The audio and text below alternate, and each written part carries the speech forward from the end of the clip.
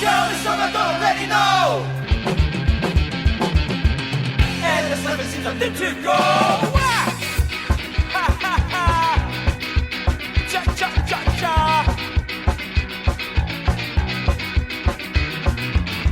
I guess it's bad night. My mind is buzzing, going round in circles. What's it all about? This life is slipping away. Cause all I do is work. And when I'm up, all I'm doing is drinking. I can break the circle. It's got the better of me. Tell me something I don't already know. And this life it seems a bit to go. Whoa, whoa, oh, round in circles. You got me going round in circles. It's emotional, illogical, untouchable, unbreakable.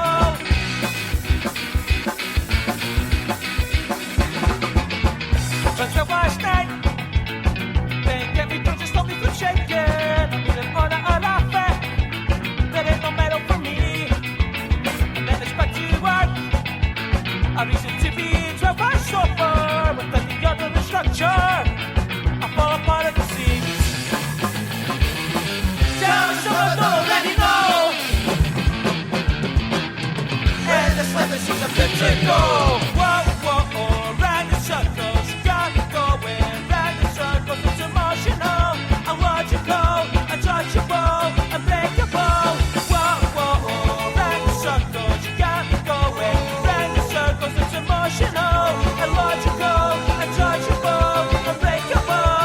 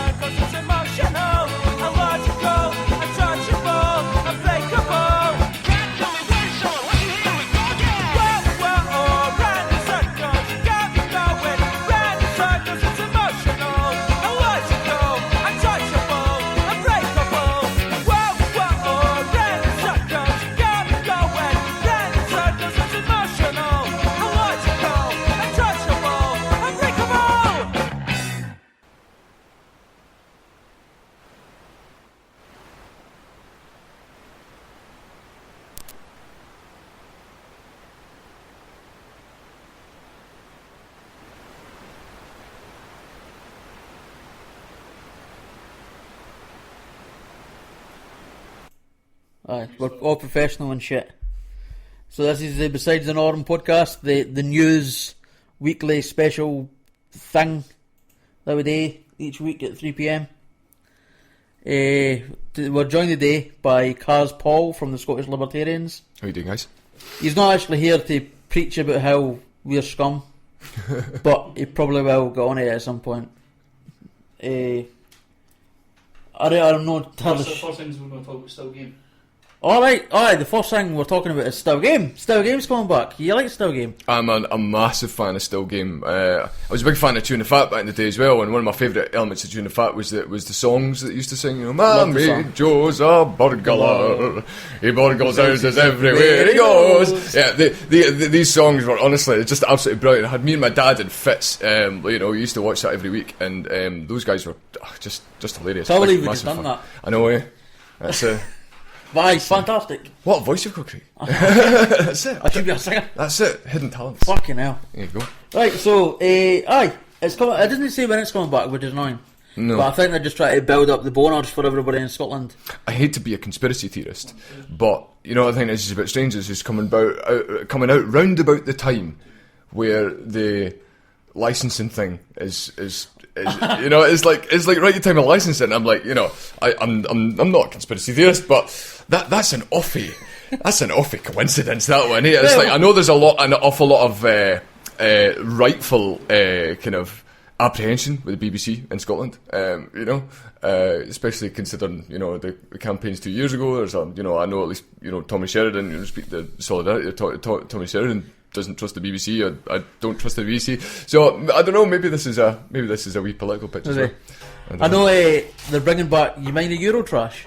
I do remember Eurotrash. They're bringing back Eurotrash as well. My God! For one night only. Do you want to hear a guess what night that is? Oh no! It's the night right before the EU referendum. Oh, for goodness sake!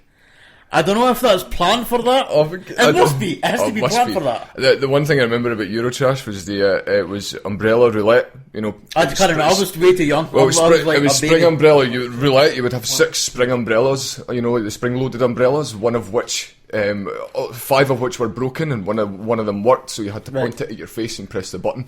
And that was hilarious. And you know, the women with giant boobs, like, you know. That's the only bit I remember it, because you used to watch. It was on Channel 4, eh? It's on Channel 4. I'm back, by the way. My fucking mic's Hey! That's quality. I had to use a mic. I don't know what happened.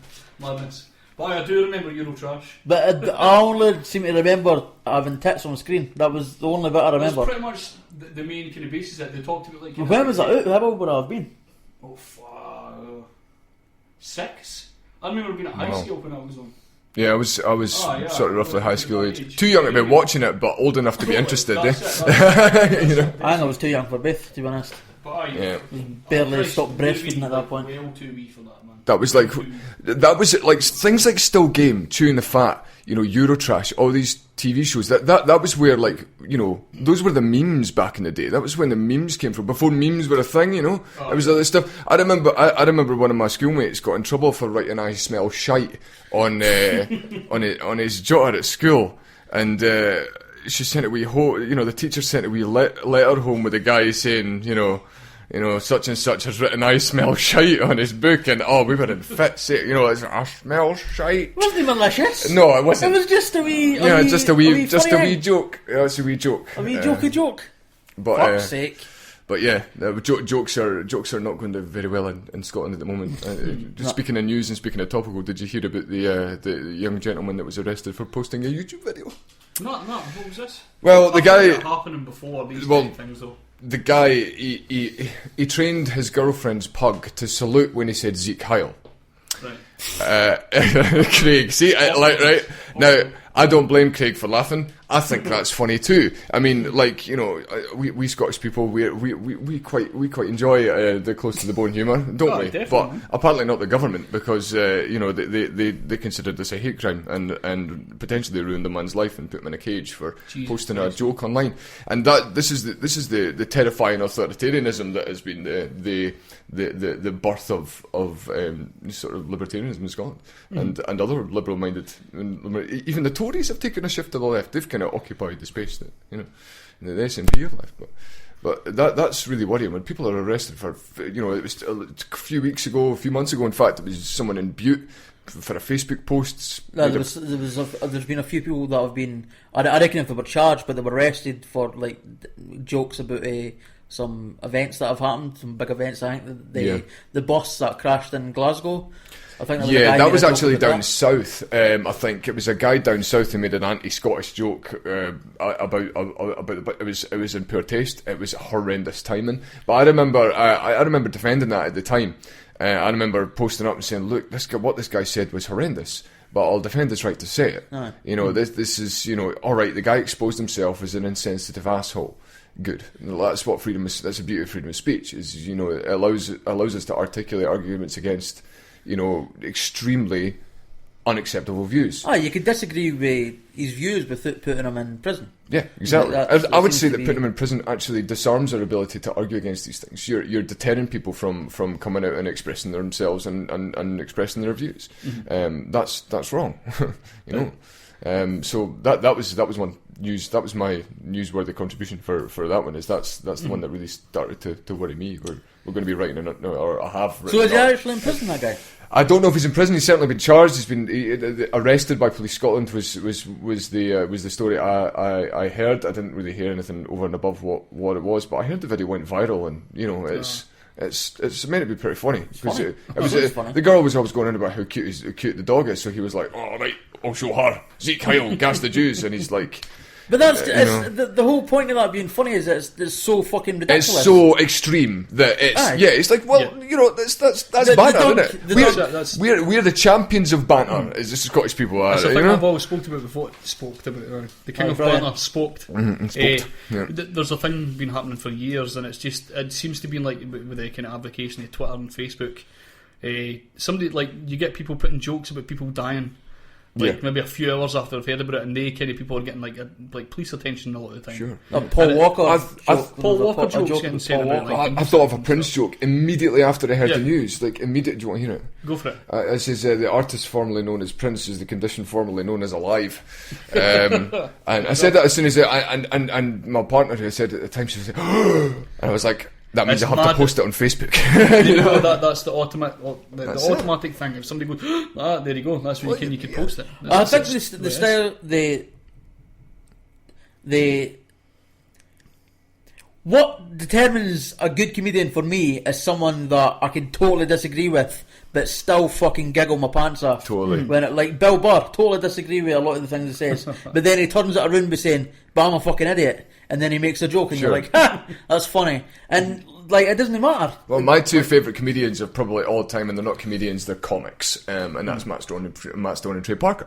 They created South Park, right? These guys don't give a fuck. These guys, as far as they're concerned, everyone's fair game. The left, the right, politics, cancer patients, stem cell research, whatever you find offensive, they're going to absolutely pull at that thread. And I think they're absolute geniuses, because that's what they take their duty to offend. I don't think people have a right not to be offended. I think we have a duty to offend people, because that's what changes the mainstream ideas. Imagine, because like hundreds of years ago, we all thought that slavery was absolutely fine. Imagine, a situation where you would be banning the prospect of criticising slavery. I guarantee the most brutal slave jokes came from those people who were the slaves at the time. Absolutely. I guarantee those jokes were brutal as It's fuck. a perfectly reasonable human coping mechanism, isn't it? It's like people who are, I know a lot of people who suffer from shortcomings, and the shortcomings are the catalyst for their humour. There's one guy that went on, I think it was Britain's Got Talent, and he had a stammer, and he was only about 12 or something, a really young guy, and he had a stammer, and he was like, the majority of his jokes were about his stammer. Oh, this is right. And honestly, he had the entire audience in fits, and the guy was brilliant. His timing was great. He was a brilliant comedian. He was absolutely brilliant, and that's the antithesis. It exemplifies exactly where humour is derived. Sure, the red guy on, I think, Britain's Got Talent, he had like cerebral palsy or something. Susan Boyle. No. What? There you go. He made a joke about a standing ovation. It was something because he can't do a standing ovation. Yeah. I can't remember what it was, but I was pissing myself laughing. Oh, it's funny. I'm like, Like the whole Josh Blue thing. Josh Blue was Josh Blue he does kind that. of takes the piss at himself constantly, and he's like on tour with Ron White, one of the kind of most famous comedians in America right now. And he was on. You ever seen Getting Dug with High? By any chance? I haven't seen it. No. It's amazing. It's basically comedian Doug Benson, and he gets people in to just kind of smoke weed. They just kind of put everything on the table. They just get stoned with them. It's probably one of the most fantastic things to watch. I quite enjoy just watching people, and I feel myself kind of getting stoned as I'm watching them, just because they're getting so idiotic. See, I didn't smoke weed. I've never been stoned, so I didn't know what it's like. I didn't smoke it that much either, but it's just they seem to change very quickly. Aye. If they're hyper beforehand, they'll just be like. And if they're no hyper beforehand, they'll get sort of more like ready to go. They'll get sort of Jack Black, for instance. They had Jack Black one, and Jack Black was kind of talking himself up about how much he smokes and stuff. And then by the end, I think they had to stop because he was just getting to the point where he was like, he was just getting flustered. Way too fucked up. Just get confused. It's interesting to watch. It's so good. That's pretty cool. At the beginning, you'll probably remember my mic fucked up, so I forgot to introduce the band that played at the beginning. Oh, aye. The band that played at the beginning was a band called Joe Viterbo, based around the kind of Leavenmouth, kind of Fife area. That's from an album called Too Old for the Disco. The track was called Circles. So if we go into the first news story I've got here, UK prosecutors to weigh up sex crimes allegations against Cliff Richard. You seen all this stuff that's kind of going about? There's Obviously, he's a big, massive fucking. But do you ken that for certain? Are you just thinking because he's in the period of Jimmy Savile's Yeah. period? Basically, I think there's a big thing nowadays that everybody's just thinking that anybody for Jimmy Savile's period that had any kind of interaction with kind of kids or even interaction with the BBC, people are just like, he's a pedo, there's a cover up straight away. But well, you can't work with the BBC and get away with it. there you go. I mean, that's just. It's a horrible place to work. Aye. But, aye, fucking. So Don't pay your license fee right now. Richard 75 has twice voluntarily met officers from South Yorkshire Police after it launched an inquiry in 2014 into allegations against him that date back to the 1980s and involved an underage boy. Is Cliff Richard openly gay? I don't think so, man. So it's not only a shock for the pedo side, but it's also a shock that it was a boy he chose. They always add that, eh? They always add that a wee fucking, like, if it's a wee boy, it's worse because they're gay. Or something like that. Right, There's yeah. always that quite hard. Not only are you a pedo, you're also agenda. a fucking faggot. So Yeah. Oh no. Yeah. But aye, that's a. Well, there seems to be sure, an there's probably a few offended people there. I've just said faggot. But It's just good. it's Let just them be offended. They're more than capable of dealing with that in their own way. But yeah, I think there seems to be an epidemic these days of this kind of hysteria around allegations and innocent until proven, innocent until proven guilty, and due process have been chucked out the window in favour of mob hate. I like to call them the Twitterati. The mob Twitter rule. Instead of pitchforks these days, we've got Twitter groups that just get together and absolutely hound people, on a mere allegation. And it's really important that we, before we go jump into conclusions and start pointing the accusation finger at people, that we get the full story, and that means asking questions. That means asking a lot of uncomfortable questions, and so sometimes that has to be done in order to determine somebody's innocence or guilt. Otherwise, we might as well just throw due process out the window. Definitely. As I think it's been happening for a long time. This was it since the 1980s that says as well. I'd like to ken how they get the evidence of things happening that far back. Well, it's just people. I totally support it. If he was a child molester, then sure, keep him away from kids because he deserves to be kept away from kids because it's fucking dangerous. Well, yeah, that's what the sex offenders register is for. Aye. It's to restrict your access to children. But how do they get the evidence for that? What is considered evidence to prove that you done that? Especially in the 1980s, like if somebody rapes you last night, you've got a rape kit available to check for sperm. I think is what a rape kit does. But how do you check that 30 years ago? You can't. I think a lot of the time it's just people putting forward, just kind of try to give new information, but then you have to get to the fucking source of evidence and stuff, and that's why a lot of that kind of stuff gets thrown away because there's no evidence. Well, this is the problem when it came down to Bill Cosby, and probably the reason why I believe he wasn't even charged or convicted or anything like that, because at the end of the day it boils down to my word against yours, your word against mine, and if there's no evidence to back up either person's claim, then there's no crime. I know, and that sucks. It seems like that sucks, yeah. But that's due process. That's the hurdle that's put in place to protect innocent people, It's just such a difficult case, and it's such a difficult thing. And again, it's another taboo subject that people feel uncomfortable discussing, which again can be a problem. Attributed to the fact that it's such a complicated issue. So yeah, it's a bit annoying. This is the thing that's annoyed me though. Is I've mentioned this a few. I don't know if I've said it on a podcast, but I've definitely mentioned it. And that's you point something out like this. There was a show about a paedophile group in America on. It was either last year or the year before or something like that. And it was a guy who was a self-admitted paedophile who created a group in order to find other paedophiles like him to try and help them all not molest kids. So there were paedophiles who set up an organisation to not hurt kids, and people were posting on Facebook like, "Oh, no sympathy, they should all be killed and stuff." Yeah. And they should put a bomb in the building or something and just bomb them all while they're all there. Stuff that, like that. It's just ridiculous, man. That disgusts me to the core. This is the thing. Like the people that you think are really kind of like socially active and like people that are like kind of really nice people are quite open to just bombing a bunch of people in a building. Well, that scares me to death. Well, this is one of They haven't done anything wrong. They're actively trying to stop themselves doing anything wrong. This is it. I mean, we keep. You've got to remember that paedophilia isn't a crime. It's child abuse that's the crime. There's a distinction. Paedophilia is, what we consider to be a disorder at this particular, conjecture in the scientific community. So these people need our help, not being shunned from us. And if they're finding ways to help themselves, like you say, finding communities, essentially creating a for lack of a better term, a paedophile union to come together and help each other.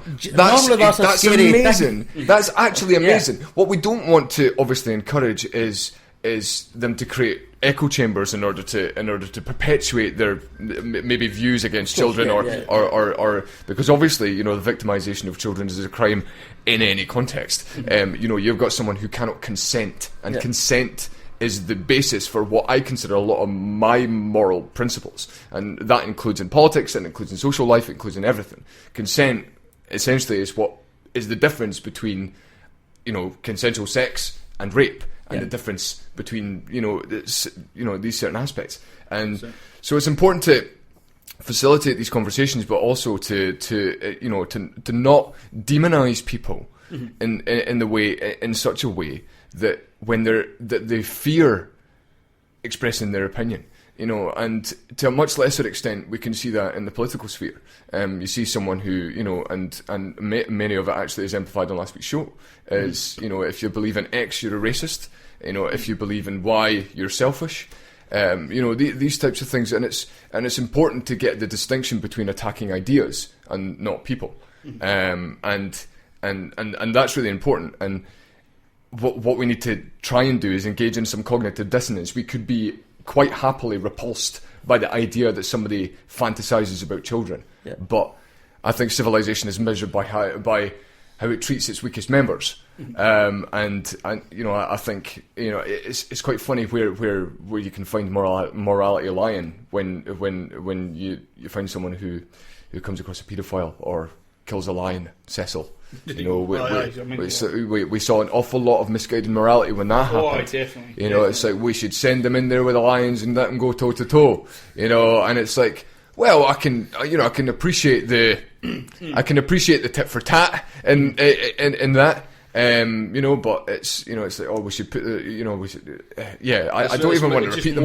It's disgusting. Well, just to add to it. Let's say talk to the chat room. Big Chris is tuned in. What did he say? He just put a big thumb. I don't know how people do that emojis. You fucking mutant. It's a Y in brackets as a thumbs up. Is that Does that still work, that? I think it does, Fucking MSN days. Works on the chat room as well. Perfect. Shona Graham says, all for posting jokes about dead celebrities. No, you're mourning them, you don't know them. Totally. That's basically what we're saying. Yep.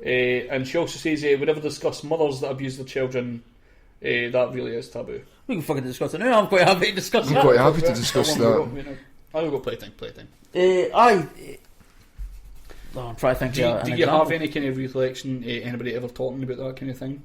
No, really. It's always men. It's always men. You always this is mostly hear about men. Well, this is the thing. Actually, I'm going to totally cut in.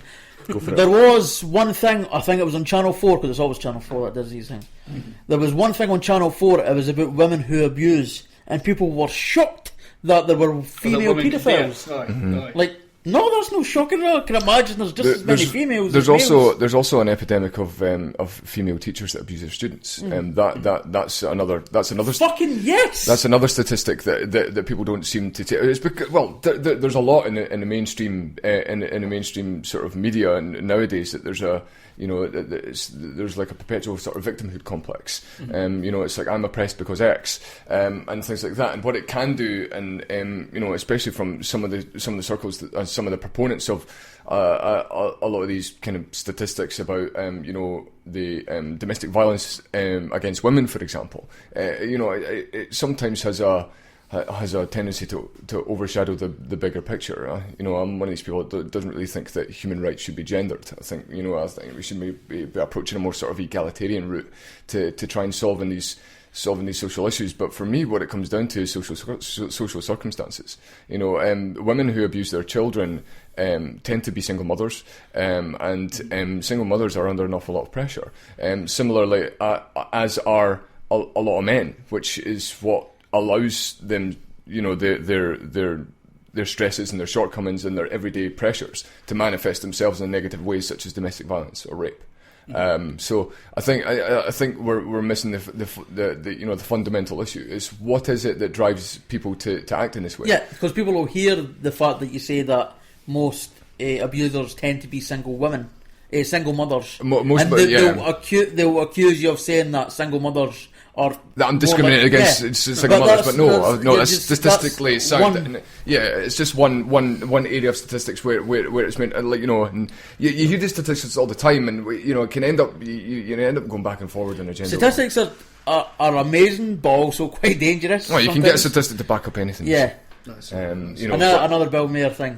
You find a statistic, then go to imright.com and then start. Yeah, he's actually right. So what you have to do is you have to look at the principled argument. So my principled argument is I don't actually necessarily believe that people are born into an evil mindset. I don't think people are evil. I don't think that exists. I think evil is created. Through dire circumstances, social circumstances, pressures, and everybody indiscriminately faces these, and they manifest themselves in different ways depending on who that individual is. And that's what we need to start talking about. From that perspective, I don't think we necessarily benefit from adhering to a victimhood complex. Like, I am more oppressed than you, therefore I deserve more attention. It's the oppression Olympics. Very unprofessional. I know, yeah. It's the oppression Olympics. It's my oppression is more important than yours, so therefore I deserve the movement all to myself, or the platform all to myself, or whatever. But I think we should be discussing the fundamental economical and social issues that from where these types of problems manifest. I'd imagine you've probably seen also on Facebook, it'll be a story like a teacher has abused a 15-year-old student. Yeah. And then the comment section will be where was she when I was at school? This is fucking child abuse. It is child abuse. People forget that there's a reason why this is frowned upon, especially from a curriculum standpoint. Is because you're in a position of authority and influence, and that's. That you could be placed in a position where you could quite easily coerce someone into doing things they might not necessarily want to do, and whatever. Maybe they are doing these things that they want to do, and I know plenty of libertarians would advocate then you should totally do that. And I would say absolutely, if you want to enter into a mutually beneficial agreement, even if it's a situation between a 27-year-old teacher and a 16-year-old student, which is legal. These two people can consent to that. That's fine. But when you take it into a professional sort of situation where that adds an extra element. That adds an extra layer of potential. They've already got a certain amount of control over students, even though it sometimes doesn't look like it. No. But they've got a certain amount of control. Then they've got the age, and then it becomes age, experience, a much stickier it situation. becomes a court. Literally. Can we go back to the comments again? Ronnie, actually, before I go through this message, could you... What's it to relay the message she was talking about last time so Kaz could... The message you asked on the post-election podcast about the EU regulations and vaping and the shit. Vaping regulations. If you could ask that question happy to again. answer questions. Kaz knows a good deal about this, so he's going to answer it if you could relay your questions that you had. So she just said there was a nursery teacher, female, that was abusing children for years, and she got off with no charge. But if a man does it to one child, he gets a prison sentence. Makes no sense. Basically, just kind of relaying what we're saying, basically. I agree. So I think it's a bit time for music, actually.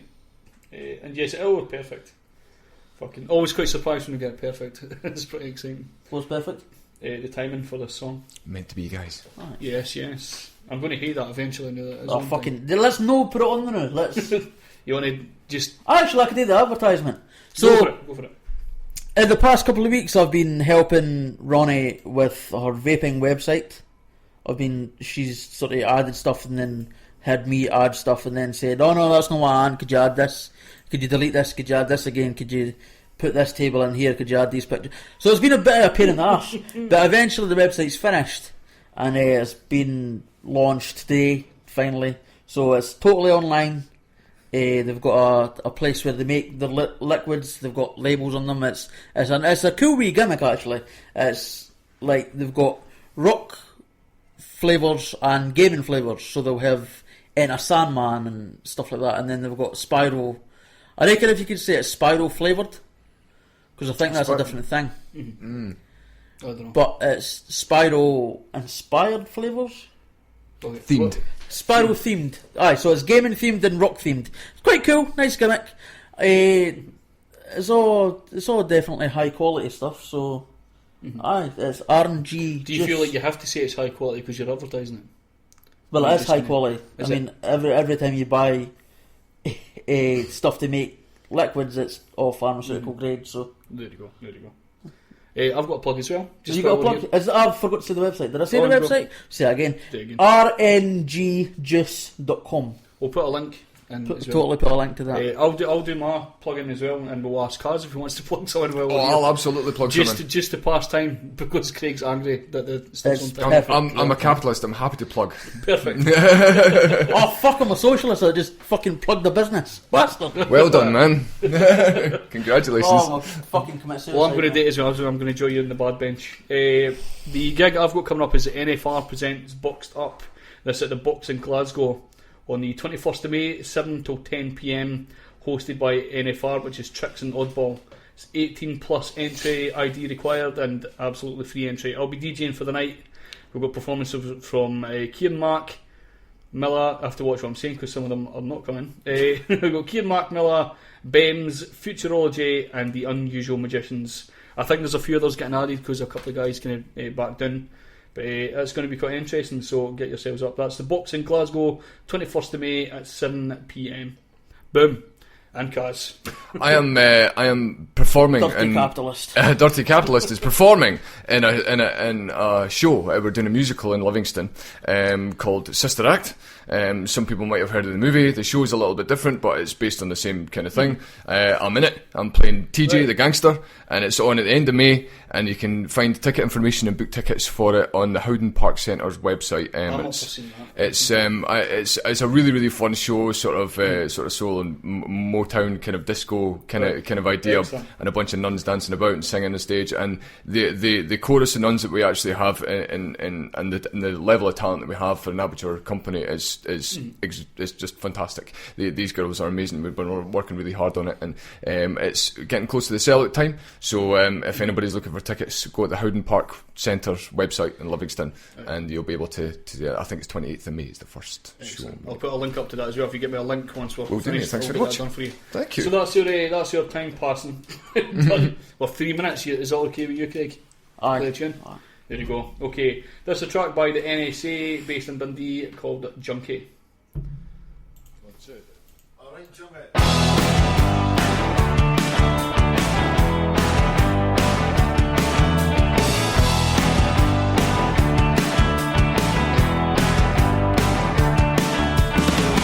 Hit the road past the lights.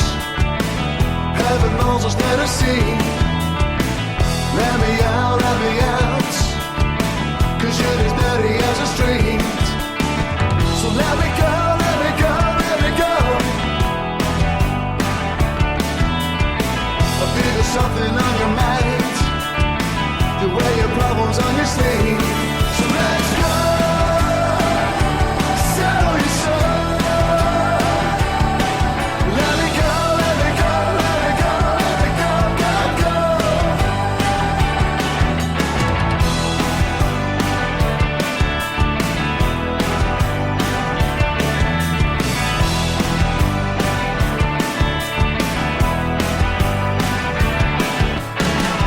Talking monkeys breathing out.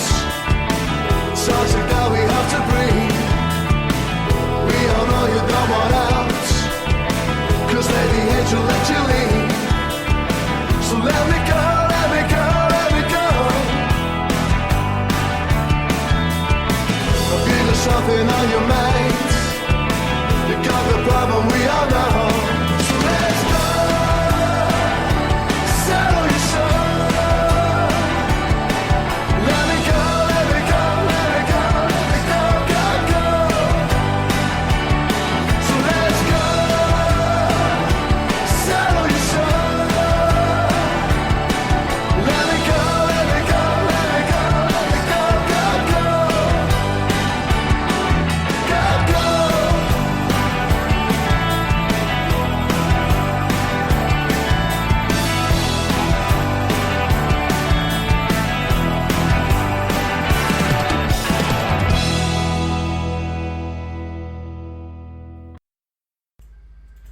And we're back. We're getting deep into conversation there about vaping. Before we go, could I just clarify? It's rngjuice.com. Cool. I reckon if I've done that right, maybe I've done it 3 times. Who gives a fuck? Know it now. It's I made the part of website as well. P.S. part That of song was excellent. Absolutely brilliant. Excellent. The NSA are great for Dundee. That truck was called Junkie. The big fucking I'll try and stuff. find there you go. It's from an album called TV and Sunshine, which you can buy now £7 at the NSA.bandcamp. I'll send you a link if you want to check it out. Bandcamp, fantastic guys. And Yes, the link, as always, will be in the thing and the end, basically. So we'll get everything done for you. they're We're excellent. in a big, huge conversation about vapes in the Aye, comment no, there's- section. Is it made here? Aye. No. Oh, there we go. Right, so the question. No. Right, the question: do you think the e-cig/vape regulations are justified in any way? No. Right. Answer done. Answer done. Yeah, Next one. they're not. Basically, what they're intended on doing with the vaping regulations, it's called the Tobacco Products Directive, and it applies to all vaping and e-juice products, including ones that have no nicotine in them. So that's a bit strange already. They're looking at regulating. Sealed tanks, so that you can't have your rebuildable atomizers or anything like that anymore. Those things are going to be are going to be either harder to get or regulated against completely. They're looking at putting a 6-month kind of shelf life on new vaping flavours. So if you make a vaping flavour or invent a flavour, you have to wait 6 months of an application and go through a big process before you can sell it. You can only sell it in 10ml bottles, which obviously isn't very economically viable for the customer. 10ml bottles, something like that. That's correct. But you can quite happily go and buy a 2 litre bottle of bleach out at the bottom shelf of the supermarket, or fill your trolley full of alcohol and just walk out.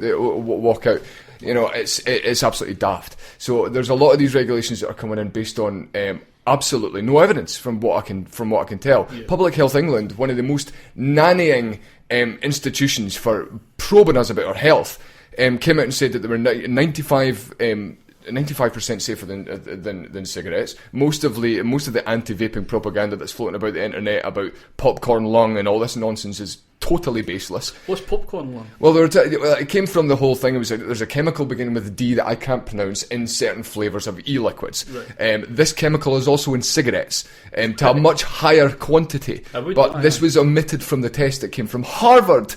It was a study that came from Harvard that said there's a chemical in flavourings that is associated with popcorn lung. Yes, that is true. But once you look further into it, you actually know that this chemical is also in cigarettes and has been in cigarettes in much higher quantities for the past 60 years, and not a single person has got popcorn lung. And the reason why it's called popcorn lung in the first place is because people were developing it from popcorn flavourings in popcorn factories, where the chemical was distributed into popcorn flavourings through a powdered format, not a vaporised format, or a format from where it was combusted. So it's completely and utterly irrelevant. Right. So these are the types of things that we're seeing coming out against vaping, and it's very, very telling tactics from authoritative governments who just don't want you to have the products that you want to have based on some arbitrary health idea.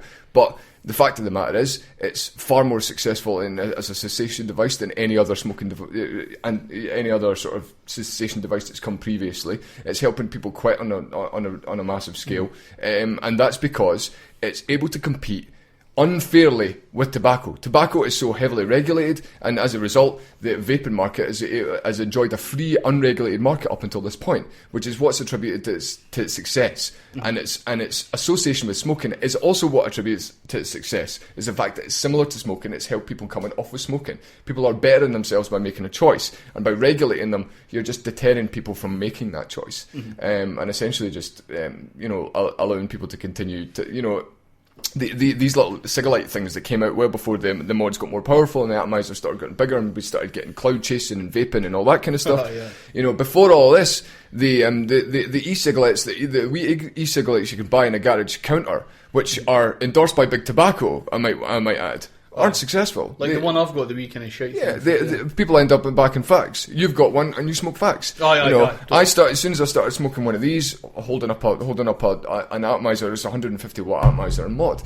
I'm blowing big clouds, big long hit. It's the most similar smoking experience that I've had than these e-cigarette things, and it's far more effective. And you've never went back to it at all? No, I've never gone back to not smoked any cigarettes since October, and that's when I picked up my first mod. This is my second one. It's become a bit of a hobby now, and this is the thing. What we're doing is we're influencing people's lives, their hobbies. Some people build coils and they put them on Instagram. There's people that do conventions. Can you think of a tobacco smoking convention? Like a Comic Con for fags. Yeah, exactly. Well, That's just Comic Con, isn't it? well, you've actually. The offence you've caused there. But we've actually got like conventions for vaping. It's awesome, and there's like they get like models and booth girls, and they do competitions and all this kind of stuff. It's brilliant. We saw the two guys here in the competition. I'm way away from the mic. You seen a different video to what I seen. You seen an actual competition where it was set up like a kind of battle pit. You'd had two guys and a guy hosting.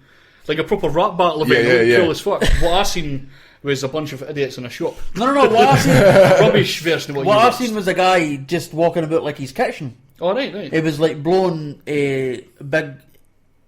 Doing vape tricks. Doing vape tricks. Yeah, that one in particular. Vaping freestyle is what it was. That's it. That's right. And the people do competitions, and you can win mods. It is cool, and you can get up, and there's people that do that practice this, and it sounds really, really sad to people. But remember the conversation we were having about geeks? Yeah. Well, there you go. It's I just love another. sad shit like that. It's fucking brilliant. Pathetic, and I love it. And Used to get the same thing with people like smoking bongs and stuff like that, and they would do the kind of same tricks. Of course, but obviously it still happens. It's like.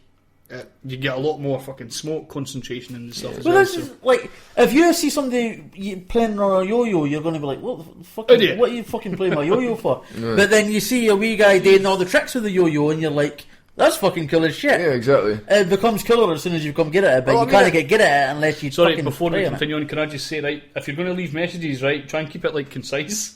There's like massive essays written here that I have to kind of go through for everybody. Just skip it all. Just skip it all. They're basically reiterating all the same stuff. Cool.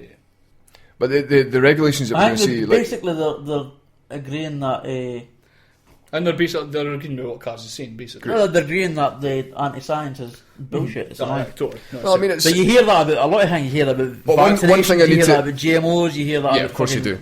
Everything. That's it. Kaz, visit my site. I'll get you a good flavour.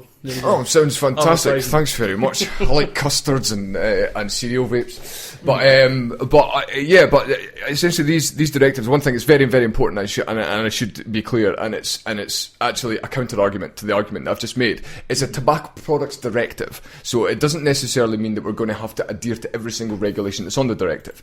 Basically, a directive is something that comes from the EU and basically says, here's a bill, implement it basically however you like. Do with it as you will. But the thing that concerns me the most is we have a Conservative majority down south which don't like vaping. We have Labour in Wales who have already banned vaping indoors, and things like that. There's a trend of authoritarianism that happens in the UK. This authoritarianism actually starts a lot of the time with Scotland. Scotland are often the pioneers of the authoritarian laws that attribute to our third place in the nanny state index. Thanks very much. Scottish government, but it's the but this is essentially what it is. They're bringing it in. It's because the way you deal with it is you let it continue. You let it continue in a completely free market. Let people leave it alone, because that's what's attributed to success. And what's allowed it to gain an unfair advantage comparative to cigarettes. It's the same thing with Uber in America at the moment. They're wanting to place heavy restrictions on Uber at the moment because taxis can't compete, because they're so heavily regulated. And it's like, guys, why are we arguing about who should be regulated the most? Why don't we just get rid of all the fucking regulations and let them just compete by themselves? So we know fine well that vaping has. We know demonstrably that vaping has a distinct advantage over tobacco.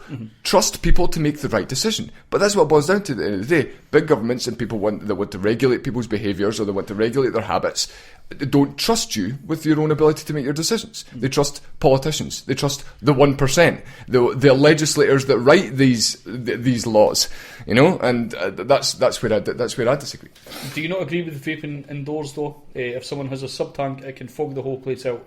It's about respect more than anything. I think it should be up to the business. Oh, yeah, that's what I think. That's It's the same with smoking. It should be up to the business. If you don't like somebody vaping in your presence, if somebody doesn't like me vaping in their presence, I've said to you guys a couple of times I've been vaping in here. You guys don't mind, do you? No, not at all. It's about negotiating public life on your own terms, not forcing people to adhere to somebody else's idea of what is a comfortable environment to thing in. If vaping is allowed in my shop, for example, if people want to come at min-match games and sit and vape, that's great. But if somebody else, one of my other customers, approaches that customer and says, "Do you mind not vaping so much so you don't fog the place out?" Great, work it out between you. We're more than capable of negotiating public life on our own terms without being told what to do by the government. And we've been pulling because we love Frosties We're milk, adults. so that's We us. do. That's it, Frosty's milk. Who doesn't? It's always a sale. No, really, they've made it a flavour yet they can't make it a milkshake. And there's What ways the fuck? there's ways to be conservative. That's amazing, Alex. That's a good point. But there's a way to be conservative about it as well. You don't have to sit there and blow massive clouds all day long. Like, I can turn this down. A lot of them are variable. A lot of like the hardcore vapors, like the guys that do all the cloud chasing and stuff like that, will have multiple mods. They'll have loads of different stuff for loads of different occasions. I've even got a mod in an atomizer that only goes down to a low one, and it simulates a cigarette a little bit more for taking to things like weddings and stuff like that, to be a bit more polite. There's a difference between there's an etiquette that we develop, and etiquette's natural, isn't it? It's something that we kind of decide by negotiating public life and deciding for ourselves what we find comfortable and not comfortable. That doesn't go away as soon as you stop legislating on something. We can still negotiate with each other where it is that we how we want to interact with each other. There you go. Perfect. I don't think I've ever really had an issue with people vaping or anything. To be honest, I live with you and Mum, and even other people that have stayed here have all fucking smoked anyway. So That's I think because you've kind of fought through the smoke clouds per se. That you're probably people saying, "Oh, you didn't smoke. Do you want me to not vape?" I'm like, well, I say that to people that come into my house and stuff. "Oh, you don't mind me vaping and things like that." No, it's your house. It's like, no, but we're capable of coming to a mutually beneficial agreement. And I hate to attribute this to capitalism again, but that's all capitalism is at the end of the day. It's thousands and thousands and millions of simultaneous mutually beneficial agreements, and that's essentially what it is. I would leave vaping into a free market, let it compete. And if they really want to see people, see it competing fairly, remove the regulations on other products and the products that people are already deciding without the government's influence that are no longer for them and that are not as safe for them. It's like I'm a smoking apostate as well.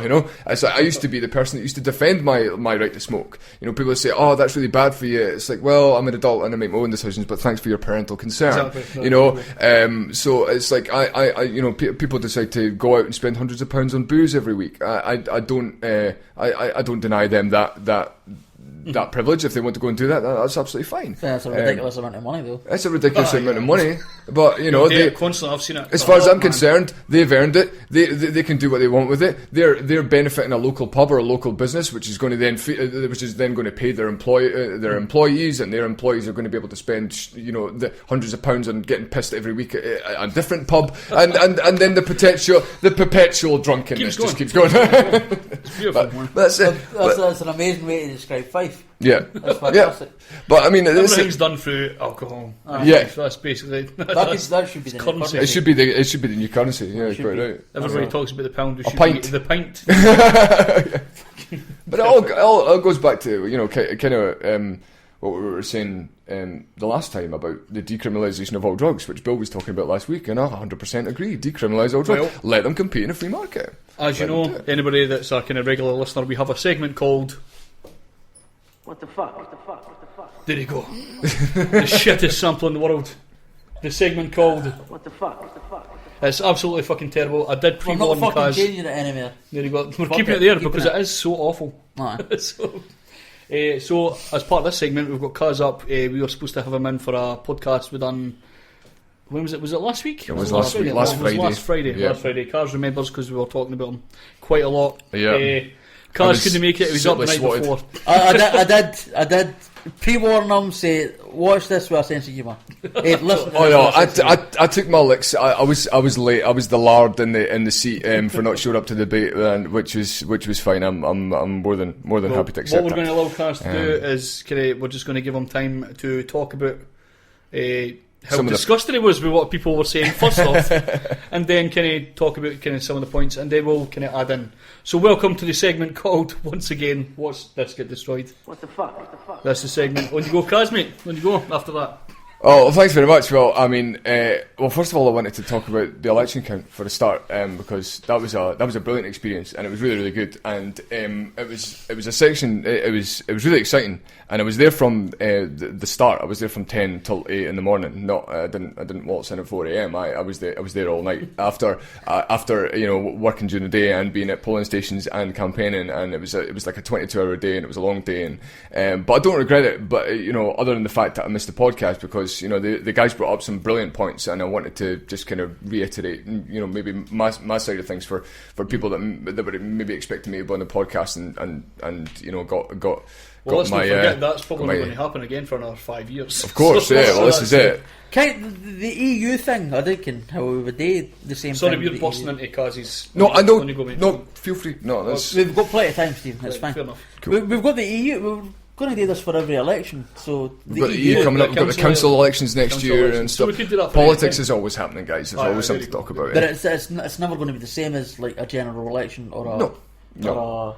There's always going to be things you could discuss, but like to kind of to certain kind of smaller levels. And I wish we'd done this with the independent referendum. But we did. we started after it. That was the problem. Right. We had the Desert Island Dicks podcast, which we'd done a post-referendum. Actually, to be fair, a lot of the kind of politicians we've had in have started straight after the fucking Aye. the referendum, which has been awesome because you were saying that yourself. It was either during or just after the referendum you right. first started.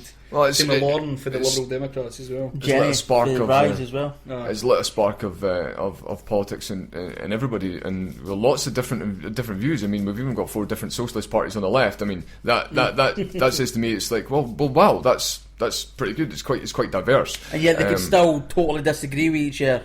I know on so many things. It's really actually it's really strange because what it always seems to boil down to the main differences between the parties that we have at the moment seems to be the constitutional issue, either the EU or Scottish independence. Because I was thinking to myself, well, why don't Rise and Solidarity and Greens and Labour, all socialists, get together and then flank the SNP from the left? The Greens aren't technically a socialist party. They agree with nationalising some things, but they're not full socialists in the sense of like proper means of production is all owned by the people, whereas that's generally what I think people mistake sort of state social. I think in the terms. It's almost like Bernie Sanders democratic socialism kind of idea that the terms from. totally confuse me, and then I seem like I didn't know what I'm talking No, about. no, I know what you mean. I know the ideas, but no, I'm totally with you.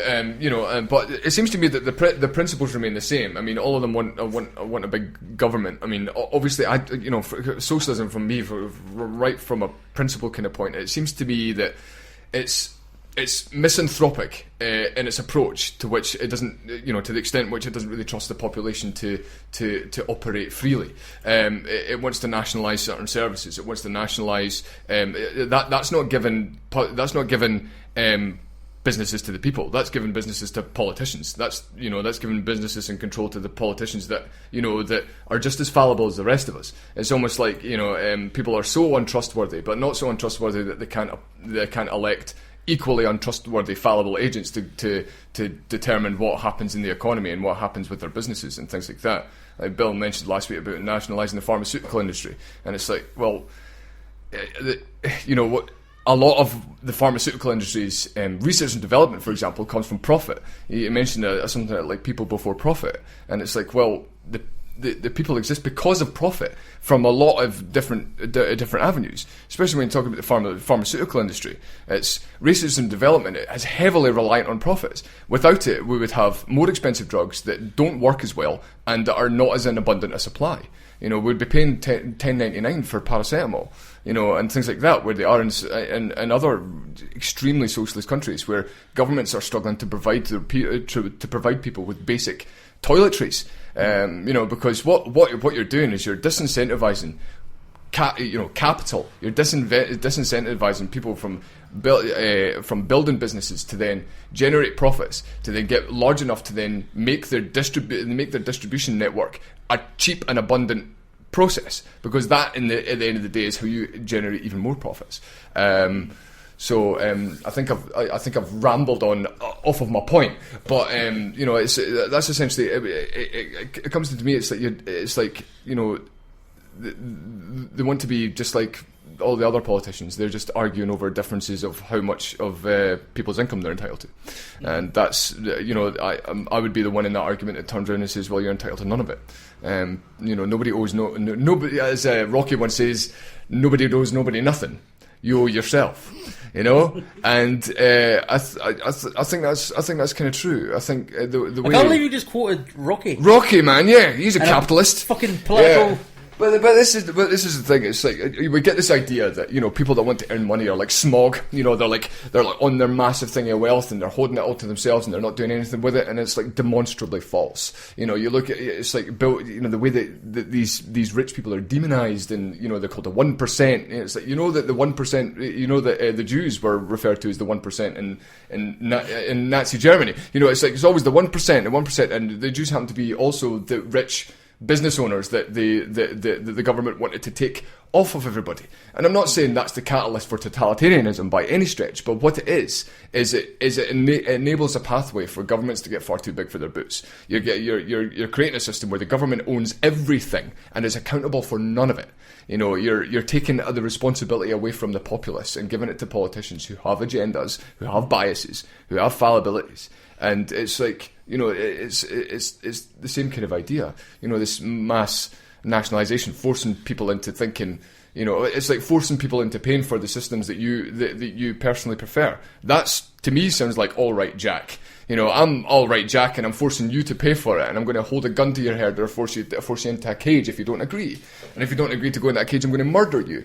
So it's like I'd have more respect for for someone if they actually did that themselves, but they're not doing it. They're not. They're electing other people to do it for them. That was a point you raised to Bill the last time about kind of how strongly they kind of put like kind of negative connotations to business people a lot of the time, and that was Bill actually said that's probably a good point because they're always kind of doing like the 1% and they kind of those bastards at the top and stuff like that. And he was saying maybe we could actually calm that down because we're actually turning away business a lot of the time by doing that.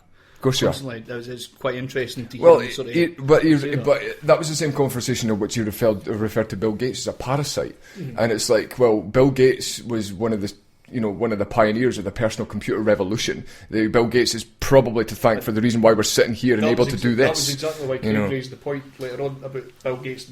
And it was actually Bryn who pointed out. He says, "Well, and I agree with him. It was like, well, actually, Bill Gates has provided a lot for the world, and especially through the the Gates Foundation. It's him and what's in our computer, what's in our phones. You've got something to do with like Steve Jobs, but even like entrepreneurs like Richard Branson, Theo Paphitis, and these kinds of things. These are the people that have been utterly demonized, by this approach that." You're not trustworthy enough to take care of your own businesses because you'll act exploitatively. And it's like, well, governments are more exploitative than any big business that we have. And if any big business operates exploitatively, it's simply because they're allowed to operate unfairly within the market through government leg-ups, government bailouts, government grants, all this kind of stuff. That's corporatism, is what they're trying to. What Bill seems to be against. And the way you eliminate corporatism is through a free market. Is to allow people to compete fairly. Let them compete.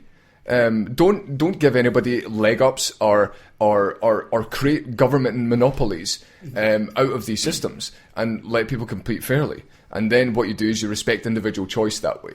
Is that rather than forcing me to pay, for example, £100 towards a baby box for a family, despite the fact that I'm not a parent, well, I can maybe take that £100 and donate that to someone like Scottish Alzheimer's, for example, who I pledged my support for during the election campaign, and would like to actually see that materialise in some way.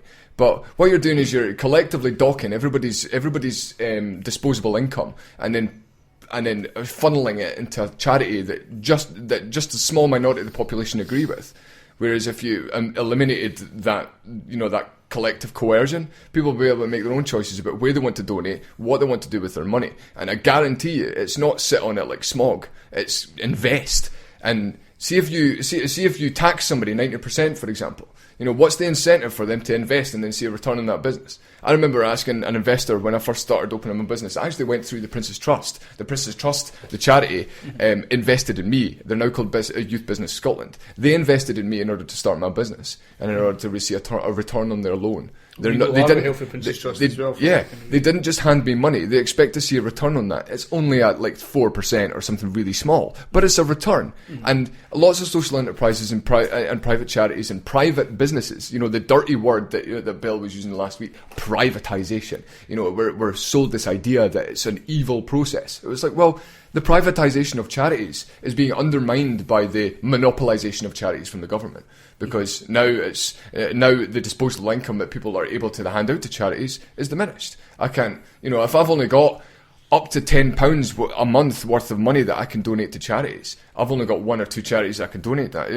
I can donate that to, and that's a shame. And and charities and social enterprises like that attribute to something along the lines of $5 billion in turnover to the Scottish economy. So, you know, not only is it charitable and it's helping the vulnerable, it's an alternative to getting people hooked on the government and then providing them no alternative to become self-sufficient, because that, to me, is the antithesis of cruelty. It's not that we as libertarians want to abolish the systems that these guys hold so dearly, and they're just, you know, hoping and praying we get the right politicians sometime. It's not that I want to abolish them. It's I want to take them off of the hands of politicians. I could be what could be considered as a socialist libertarian, is because I believe in socialist systems. I just don't trust them in the hands of the government and the state. These things could be taken over by private enterprise and capitalism, which, if you take any example of capitalism that's happened in the world, it's created better living standards, thriving economies for places where they've had unregulatory markets. You know, we're quite happy to look back in the past and look at the Victorian times where we had somewhat of a free market, even though, you know, there were loads of contributory factors that were causing economical problems at the time. And people go, oh, look at that, capitalism has done bad things. It's like, well, you remind people of the deaths, you know, of all the deaths and the poverty that socialism has plagued the world with over the past 100 years. And people are still enchanted by the idea of, oh, but we might get the right politician this time. And it's like, well, you've had your chance. I'm not convinced anymore. I'm not going to accept, you know, my property and my money being considered someone else being entitled to all my property and my money and using it to pay for systems that not only don't work, that actually cause the problems they're trying to solve. So how is that different from what you're doing as someone who obviously doesn't support the system we stay in now? You're technically just waiting for the right politicians to come along and put on a free market. Well, the way I look at it is that we've now reached the sort of end of the tether. We don't think that politicians are capable enough to give us back our rights and give us back our businesses on our own. So this is why we need to infiltrate the parliament in order to create a voice of dissent and then talk about the potential future of some of these systems. I mean, I think it was even, I may be wrong in this one, but I think it was even Karl Marx that said that the socialist systems weren't necessarily meant to be permanent solutions. You look at the smoking ban, right? Smoking ban is a progressive, almost kind of Marxist kind of idea of, you know, controlling kind of policy. It's authoritarian. It stops businesses from operating freely. But what it has done positively is it's cut down a lot of smoking in pubs. It's made the pubs a lot more sort of friendly for non-smokers. It's actually provided a bit more freedom, one would argue. And I'm like, that's absolutely brilliant. So now that we've got the infrastructure, now that we've got basically every pub in the country, see if we eliminated the smoking ban tomorrow, do you think every pub in the country would start smoking indoors? No.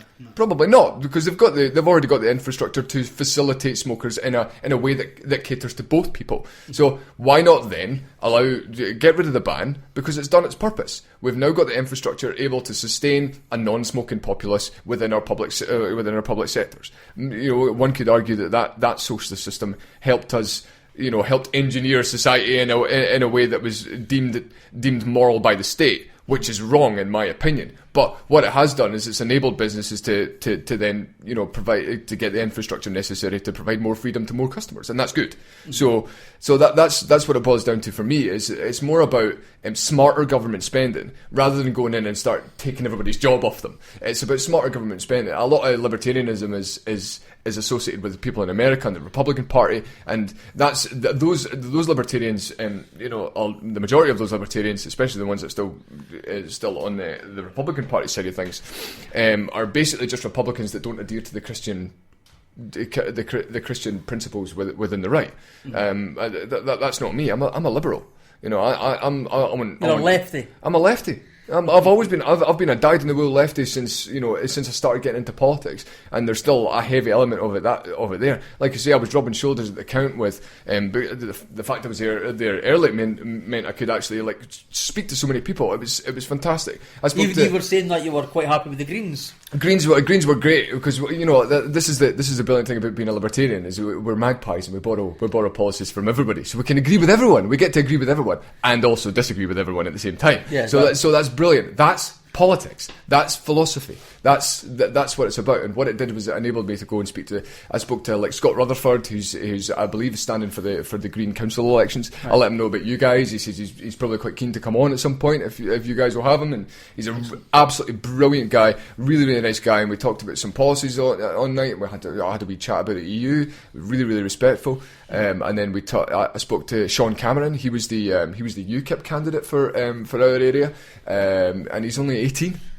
He's an absolutely brilliant guy, absolutely brilliant. Not the antithesis of the evil bigoted racist that UKIP are often painted as. In fact, he was probably the nicest person that I spoke to, and we spent a lot of time together because UKIP and the Libertarians. This is an easy sentence to take out of context, but the UKIP and the Libertarians are cut for the same cloth on a lot of issues, especially when it comes to small government, EU, the named person, offensive behaviour at Football Act. It's like you read their manifesto. This is going to annoy a lot of people. But a lot of that was solidarity policies as well. Yeah, I know, which confuses me because there's the chat box exploding right now. Yeah, but which confuses me because there seem to be a lot of liberty-based policies within solidarity. But again, there's this element of distrust of the population to be trusted with. That's what I mean. Agree on 50% of the stuff. That's it. Totally disagree on the economical side of things. Usually, that's why we're called fiscal conservatives. So that's why we're often called that kind of thing. But I want to go back and talk about something that we were talking about, and it's related to what we were just talking about. Is Bryn and Bill were talking about MPs and voting for your specific MP. See if I had met Martin Laidlaw before the vote. Before voting day. Who was that again? He was the Kirkcaldy constituency candidate. Oh, Kirkcaldy, for the Tories. He's one of the nicest guys I think I've ever met. He seems quite libertarian in his views. He's from what I'm gathering in the conversation, and he can correct me if I'm wrong about this, but he seems to be a gay rights activist. He's an animal rights activist and a vegan. He's got an awful lot of left-wing kind of social ideas, just like me. But he's also fiscally conservative, just like me. But he also supports the Union and Queen and Country, not like me. So that's how it is. And quite frankly, I'm really quite shocked of the support that the Libertarian Party actually managed to get in this election. We got 1,800 votes roughly between us all. I got 650 within the region, which doesn't sound like a lot, but that was on a budget. The region is the list. The region, we're only on the list, and we only had a budget of 300 quid, and we managed to get that many votes. I was expecting about 50 in the entirety of the region. You said that when you were up here, you weren't expecting. I wasn't expecting a lot at all. What we're doing is just providing a platform for people to maybe, not know the Libertarians, but then go, because like I say, our bag is not to be the unrelenting yoke of oppression, hand-hitting fly, as it were. Our idea would be to let people make up their own mind and not force them and coerce them and bully them and demonise them into agreeing with our ideas. Have your own ideas and argue with us. And that's the difference for me, but why I left the Greens and became more of a libertarian or became a libertarian is because libertarianism, if you imagine a libertarian society, it actually allows different ideas and different opinions to rub shoulders with each other quite easily. If you want to have a socialist system, great. Have your socialist system. Me, as someone who actually believes in leftist principles and leftist ideologies, I'll probably contribute and use that socialist system as well. I would happily pay for a working NHS. That would be great.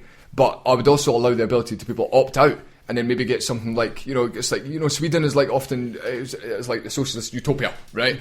Well, like 10 to 15% of their healthcare is privatised. or 10% of their healthcare is private healthcare, and it's paid for by employees' customers. So it's like, wait a minute, if these guys are like nasty, evil capitalists that want to exploit workers, why are they paying for the workers' healthcare? Oh, well, that's because they benefit from having healthy, happy workers, right? They're more profitable because that means they can hire more workers. And But then you turn it on to the American ones, and that's where the bad things come in. Do you know where the bad... Sorry. That seems to be where the arguments come for. See, it's because I would agree that comes in because they want healthy, happy people. It seems like common sense. To the point where the Sweden are actually now thinking of a privatised system in conjunction with like some kind of mandatory healthcare system like the Dutch system have. And what we were suggesting in our manifesto, it's like, okay, if you want government healthcare, make it a government healthcare insurance policy and privatise the NHS to the point where it can thrive in a capitalist competing market. You have different hospitals competing for each other for the right, and things like that. It's like, again, it boils down to we don't want to get rid of the social systems. We just believe they would work better in a free market society. So you would have this, so it's kind of from that perspective when we're talking about Sweden and these social systems and having them as a part of the government. They don't necessarily have to be a part of the government, and are often, and we argue, are actually better when they're not. But what you said about America, sorry, I just remembered your question. Yeah, I totally didn't even finish. No, I was sorry, did you want to finish your point about America? Totally. Well, America's got a slew of problems. First and foremost, a lot of the insurance companies, and again, I'm going to sound like I'm beating a dead horse here, are they have to adhere to government regulations. They've got FDA. No, that's what I was going to say. Yeah. Aye, employers in America who put certain people, some didn't offer it, but some people put them on insurance policies that cover certain things, but they'll try and make it in a way that they could give them the lowest possible insurance policy that's right. Yeah. Possible. You're absolutely right. Aye. But that's the catalyst for a regulated insurance market. See if you had an insurance market similar, a bit more similar to ours. We've got stuff like comparethemarket.com and all that kind of shit, and it's like I need to stop looking. I need to stop sitting this way because I keep fucking staring at people. but you've got things like Compare the Market and all that kind of thing. It's like I would we're talking about it from a private healthcare perspective. If my employer was offering me health benefits, I would probably choose not to take it, and I would go for my own private healthcare and pay for it myself through my wages that they're going to pay me anyway. So that's a choice. But that's in America. Good luck with that. Well, that's it. I mean, in America, I mean, it's. But going back to what I was saying about this demonization of privatization. We're talking about big evil companies that are not going to do the best on it. Do you know Martin Shkreli? No. Everybody pretty much hates him. He's the guy that took a vital age drug and jacked up the price by 5,000% or something like that. The thing I would like about him, if it turns out to be true, but I don't know if it is true, but I'll let you finish first, just in case. No, on you go. I've got a bottle loaded and ready to go. Apparently he gave away a lot of that drug for free. Correct. And if he done that, then cool. That's amazing. Everybody who wanted that drug got it. Anyone who needed to pay for it didn't pay for it at all. Their insurance company did. Every single penny of profit, again, that nasty word, every single penny of profit that went into that business went on to research and development to make that business better and make that drug better. The reason why he bought it in the first place, which I believe was something like a $50 million purchase, huge purchase. The reason why it was so expensive for the drug to actually operate under a profitable margin is because, ding, ding, ding, ding, government regulations. It's the FDA, it's all the hoops and the red tape that they have to adhere to in order to make this drug readily available to the public. If all those things were if we didn't have to jump through all those hoops, you'd be able to provide the drug at a fairer price. But everybody who got the drug that needed it got it and was cured. They gave away 2/3 of the product away. All you had to do was fill in a form, and you got and he sent you the drug to your house. Anyone who had to pay for it was paid through for insurance companies, and every single penny of that profit went into research and development to make the drug better. At what point in this scenario does it make it sound like that Martin Shkreli is an evil man? This is a guy who at age 26 had no more than $100 in his back pocket. He's now worth over $100 million. Welcome to capitalism. This is the type of capitalism that saves lives. Without Martin Shkreli buying out this product, people would still be paying $13.50 for a product that has a percentage chance of killing them. That's not great. That's not a viable, sustainable business. And that's what you've got to remember, that every company that exists, whether it belongs to the government or belongs to a private individual or belongs to the public sector, is a business. And if you want to invest in that business, you want to see a return on that business, because if you don't see a return, the economy's not going to help. You're not going to propel that business to the point where it can be profitable and hire more staff and things like that. And the big thing that always this boils down to when you're talking about taking things away from government control is, how do you regulate it? It's like, if you're against regulations, then surely these guys could operate nefariously. They could take the profits and just give themselves big bonuses and all that kind of thing. I was like, yeah, they could, and that's bad. And what happens? We have freedom of press, don't we? Vote with your wallet. You know, you remember the Fine brothers on YouTube. I don't know if you know much about this. Yeah. You remember they brought out this React channel thing where they wanted to license out the React channel to people and things like that, and people were like, "This is selling out nonsense," and I don't agree with it. Remember how fast their subscriber thingy was absolutely plummeting, and they're still suffering from it today. They lost a few sponsors apart. Yes, they did. And this is the thing: when you make drastic, decisions that people are going to be controversial. I personally, I actually agree with them. I actually thought it would have been great for the business. I actually think that if they went forward and did it and stuck to their guns, they might actually be helping other businesses get off the ground. New YouTubers help coming into the fray without necessarily. It's a trust thing. It was more than anything. But that's exactly right. They didn't try. What it did, whereas I disagreed with it, but what it did is it restored faith in my ability for people to vote with their feet, vote with their wallet, vote with their subscriber button. You disagree with something, don't buy their products, don't invest in them, don't support them, don't allow them to just, you're in control. You're the consumer, you're in control. You put in control of politicians, what happens? You get George Osborne giving them tax breaks, you get the SNP giving Amazon tax breaks, even though they treat their staff like shit. I think they get like a 9-hour shift with 1 half-an-hour break. They've got to go through rigorous drug tests and stuff. Oh, but they're paying the living wage, so they're good guys. Are they fuck? The living wage. Aye, the living wage. Which is just the minimum wage for over 25 years. I didn't want to go on forever, but minimum wage. It's the drug test for Amazon that I don't agree with. That's like, how often do they drug? How many people that work at Amazon could benefit with taking so much speed? That just drives them to I'd say mandatory speed. Mandatory speed. Amazon. If you're working at Amazon, fuck aye.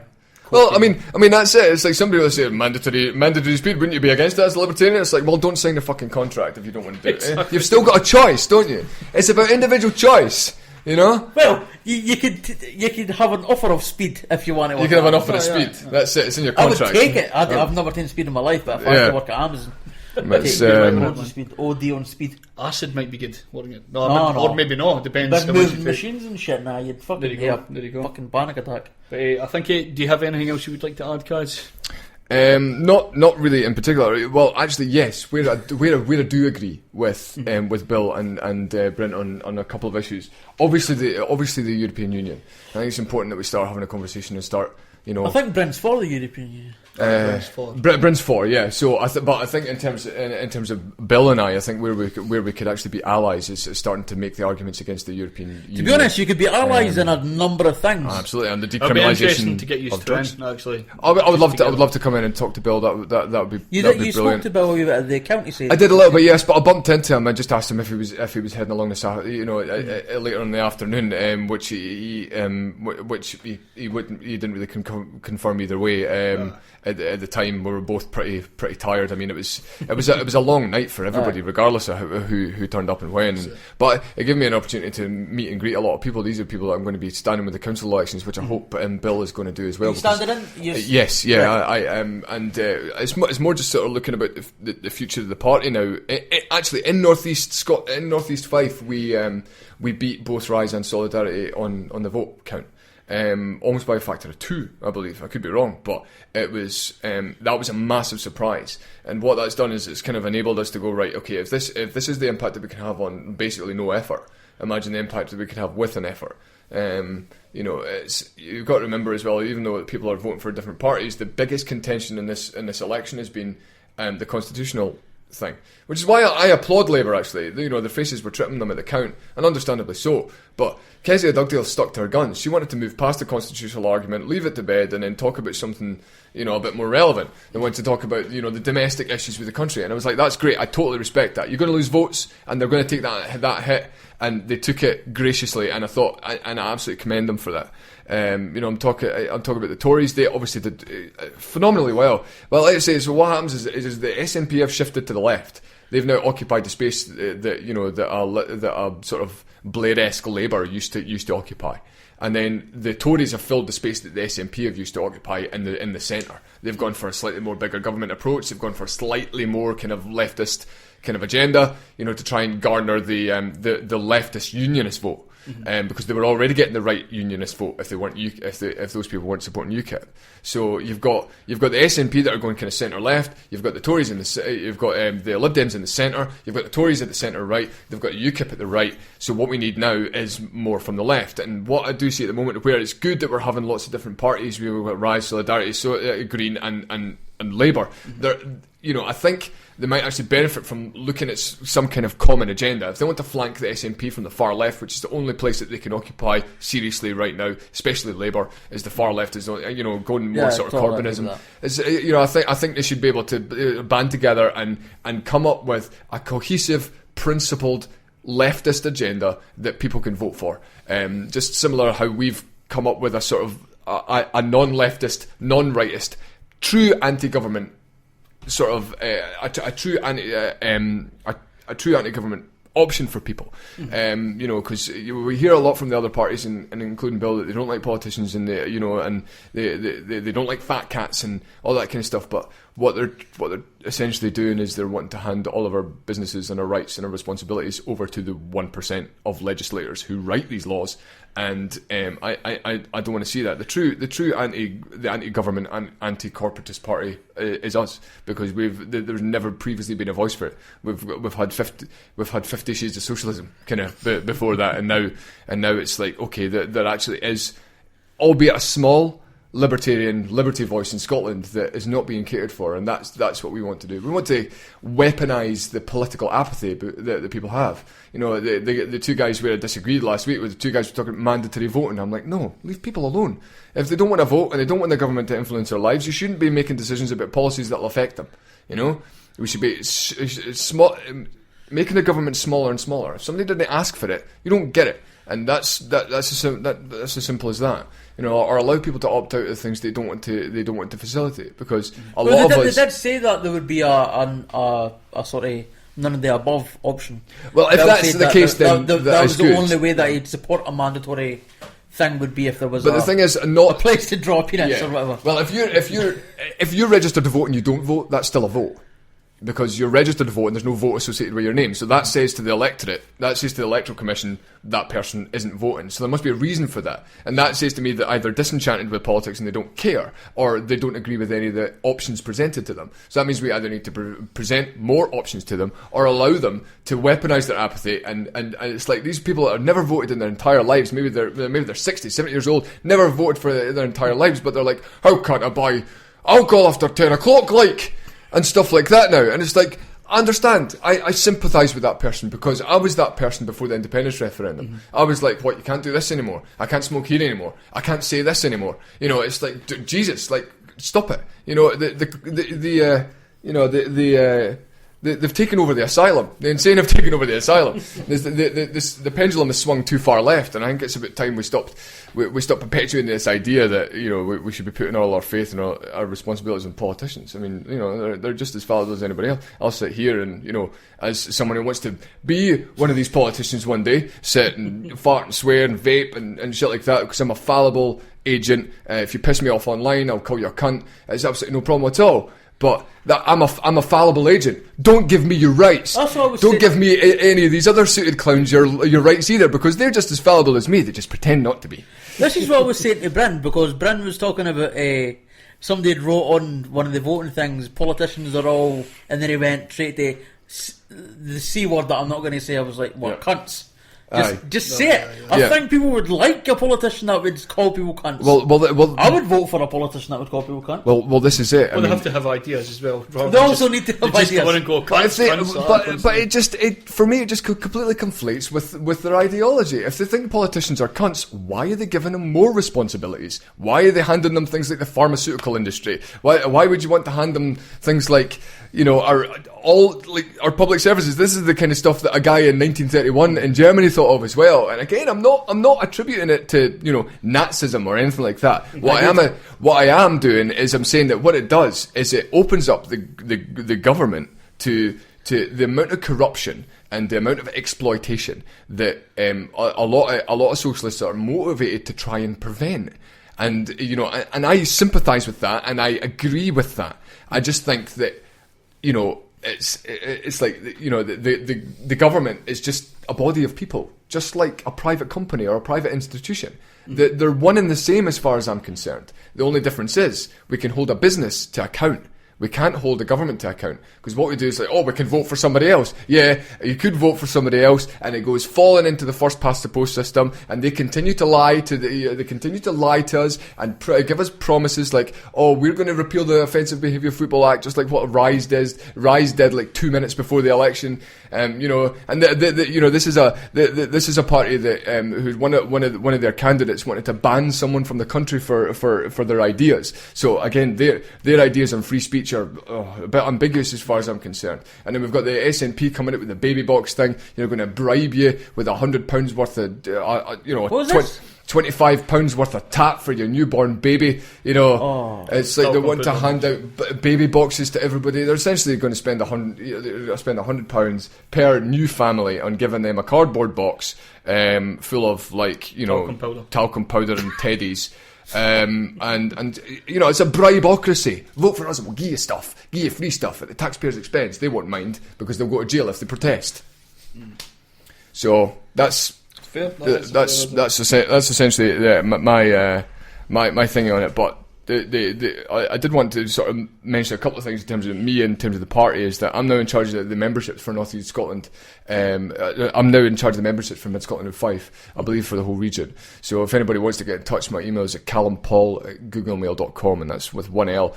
Feel free to get in touch with me or the party. And you know, if you're agreeing with anything that I'm saying today, and you're disenchanted by people bullying and coercing you into thinking just like them, or being pulled to the left or pulled to the right or anything like that, just want to be left alone, then, you know, I'm confident we're the party that's going to be able to hold the government to account the most.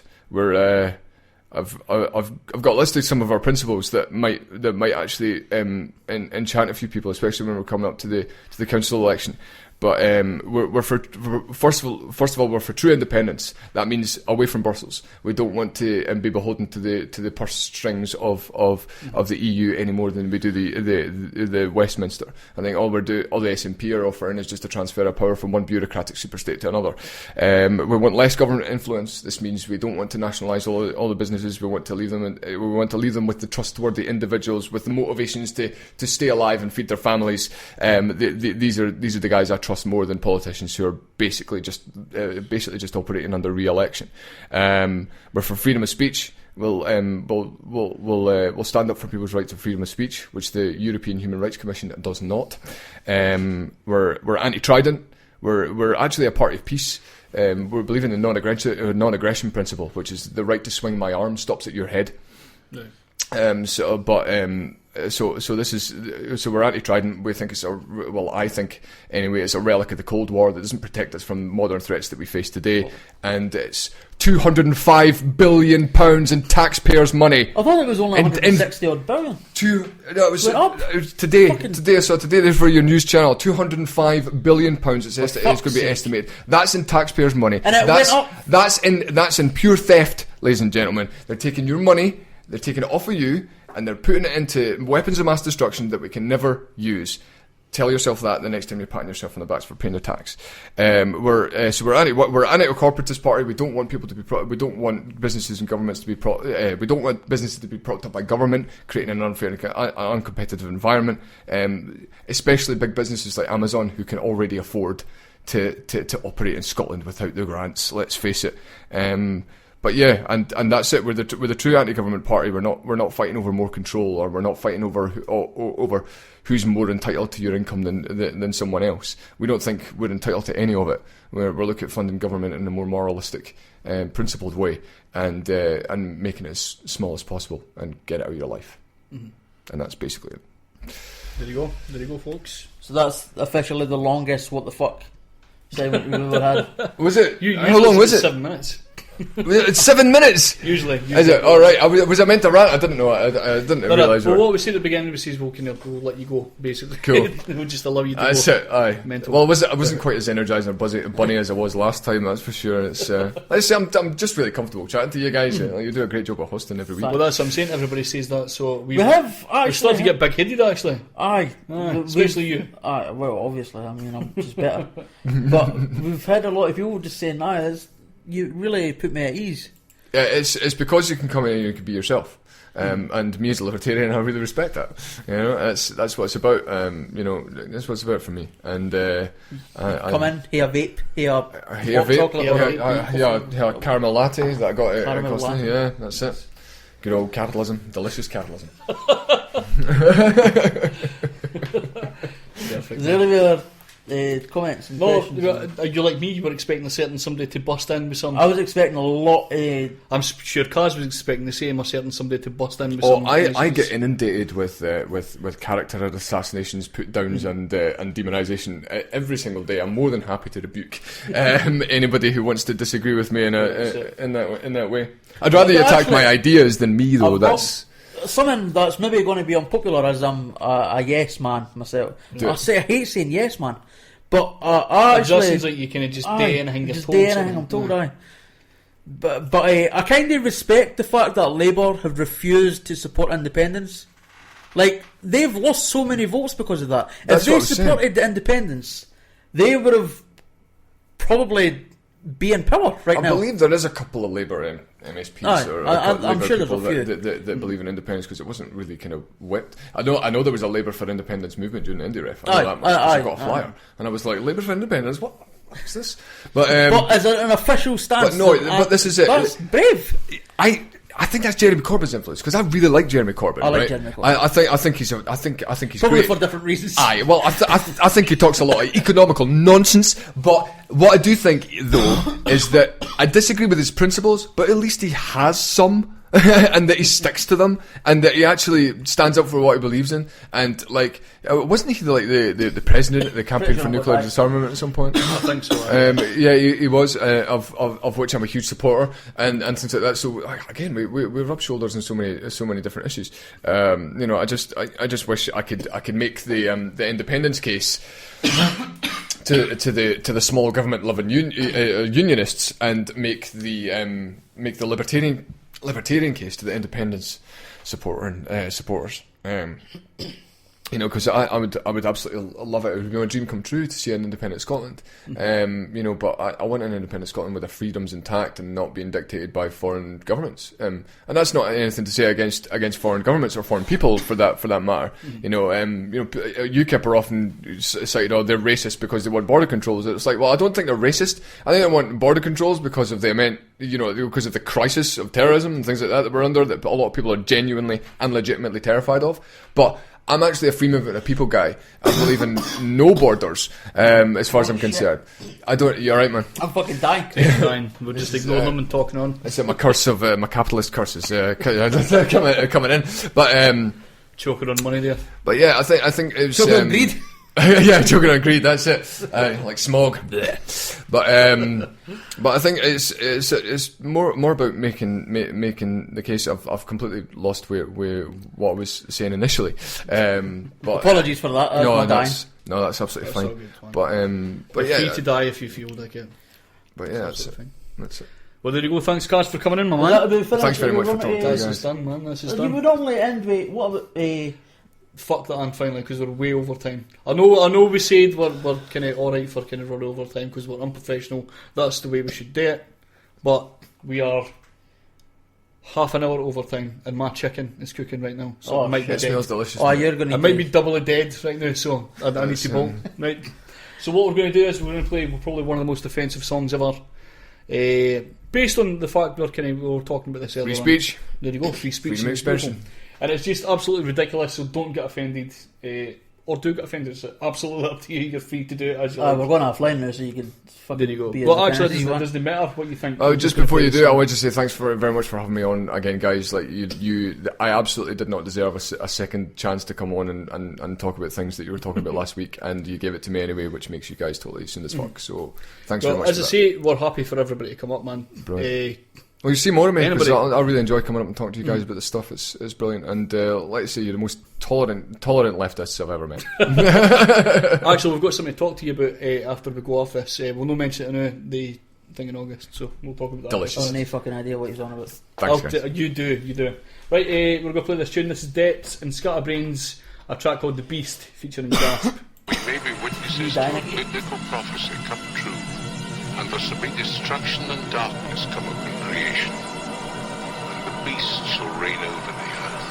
Mr. Incredible, impeccable flow. Ingested several sedatives, sever heads and a roll. Oh Lord. Several bedons sent to send them to the cemetery.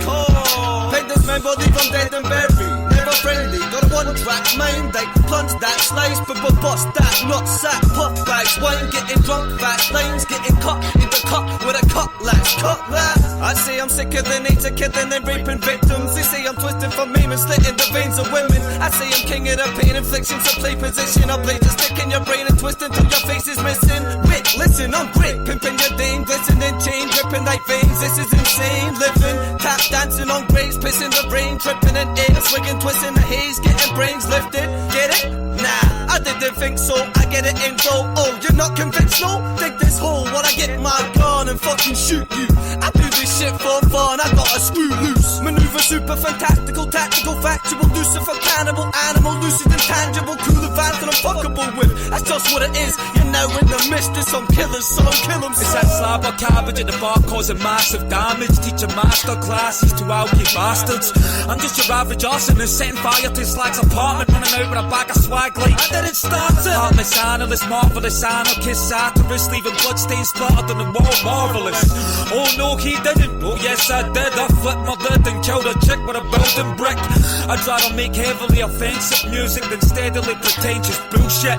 Cool kid, cracking a bull whip, smashing a fool with hammers and tool shit. You back in a full clip? Doubt it, mate. Running out the bonds unit shouting great. You can get bound and taped and pounded to the sound you make. Why so serious? I hope you die slow. My flow's delirious. You want a tie bro? You can die bro, period. Rappers aren't leaving the table till they finish their dinner. You bastards aren't seeing a label swimming stiff in a river. And your bud does porn dressed as Dawn French. That wrong wench could deep throat a swan's neck. Called a bomb threat in the wake of your newborn after the court death. I hope you get shot dead. Yeah man, fuck it, I said that you can get stuck with a weapon shotgun off the puncture your sternum venom. Get buried alive, get buried and die. Fuck telling them twice. With some killer son, Get them done several times. Terrible guy. fuck telling them twice. With some killers, son. Get them done. Get buried alive, get buried and die. Fuck telling them twice. With some killer son, Get them done several times. Terrible guy. fuck telling them twice. With some killers, son. Get 'em It's done. that cocaine and blood music, that fuck you shit, that no-brainer drunk bullshit to pump through clip till they no-brained and slump blue lit. My fun's stupid, I run you the Sun Tzu scripts, I run doofus. Art of war bars, a storm on them when we forming, so horrible performing with appalling flow. You wanna know, all so particularly fashionable ninja assassins, splitting cantaloupe, splitting cigars, filling with dank and blow. Turn the funeral to a fashion show. Turn you to an unsuitable bachelor with a swagger of a carcass, yo. You could be chasing my bars for miles while I'm taking apart your styles. Let's face it, folks, my pain in the arse like pain. Yeah, you shave your chest, never seen a paid of breasts. And pay-per-view is that place where you pay for sex. Yes, come your pants, fall asleep and take the rest. I've been making meds, taking bets on us taking heads. You're fucking with a family of goons, phantoms and true thugs. Moose sons, parodies, loom trapped in this huge buzz. Cool stuff, laughing at moves, passing that cool shot. Used up rappers are doom trapped in a tomb snuff. You're fucking with a pack of wolves, packing tools, battleproof. I'll spark you like a can of juice and slap you in your snaggle tooth. If I'm tanning boozing yous, I'll catch you mad abusing. If I had a noose, well that would just get used to strangle yous. Fundamentally raw, mentally than dawn. Mentioned in sentences were legends and doors. Son of perfect perfectly formed, never been flawed, effortless talk. 7 shit, sending your bitch's head in a box. I drink wine, spit red rum, head hunt, take a shit in your best work, go to bed dressed up as a dead son, get bunked, neck tunked to the left spun till your breath's done. Health comes, then it's on to the next one. Get buried alive, Get buried and die. fuck telling them twice. With some killer stuff, Get them done, seven the times. terrible guys. Fuck telling them twice. With some killers, son, Get 'em done. Get buried alive, Get buried and die. fuck telling them twice. With some killer stuff, Get them done, seven times. the terrible guys. Fuck telling them twice. With some killers, son, Get 'em done. I have tried to be your friend, but you will not listen to me. So you invited this monster to make me kill somebody!